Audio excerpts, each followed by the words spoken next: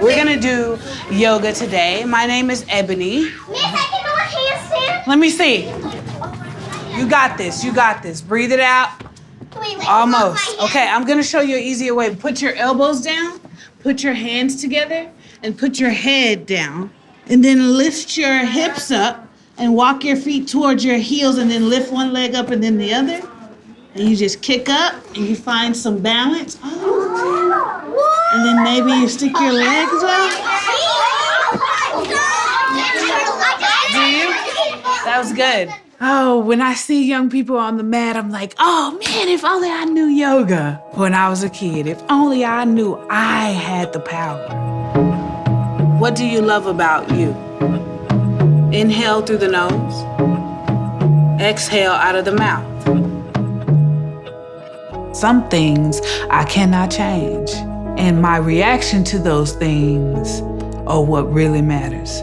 I knew without a shadow of a doubt that I would be able to translate wellness into a language that we could understand. And that's what I wanted to share.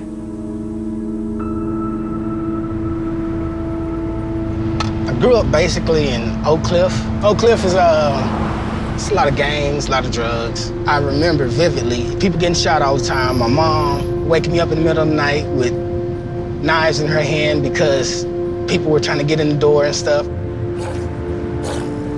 My cousins used to take me all the time to other blocks and make me fight kids I didn't even know, you know?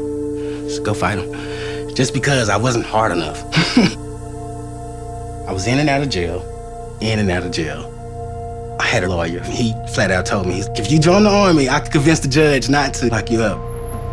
Most people go to the military and get PTSD, you know, from war zones or other stuff. I already had it before I went in. I was already from a war zone. I've always had this wanting, this longing to help my neighborhood, to help people around me.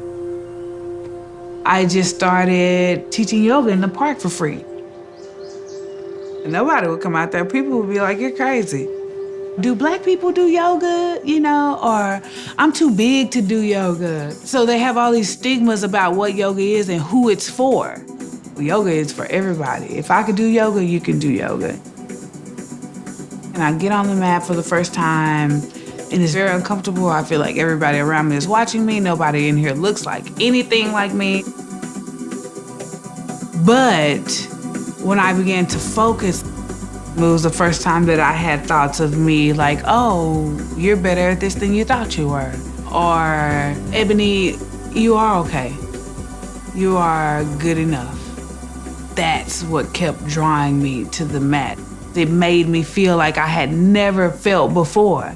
And so that just came kind of naturally to me that if this is doing this for my life, then why isn't it not accessible to the people who need it the most?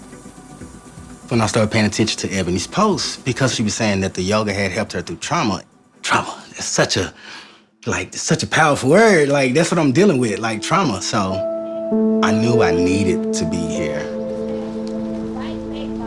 For a long time, I felt inadequate as a man, having to go do yoga to get this healing.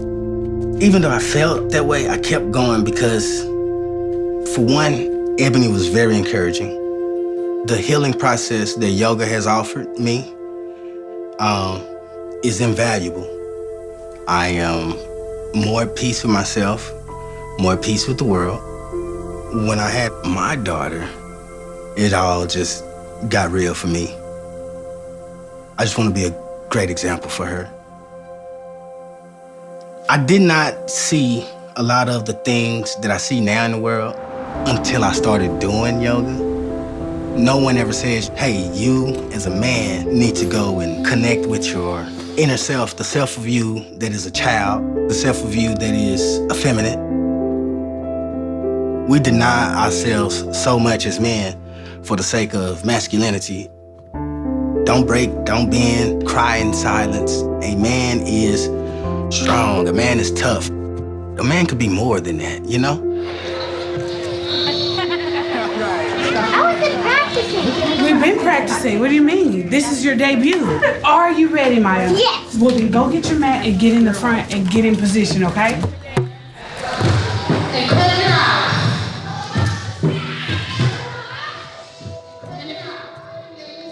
Every time I see a child on the mat, I see a reflection of myself.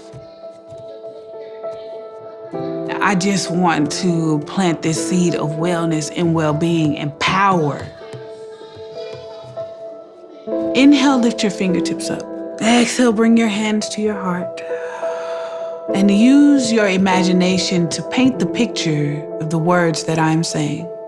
No matter what mistakes you've made, no matter what flaws you feel like you may have, you are awesome.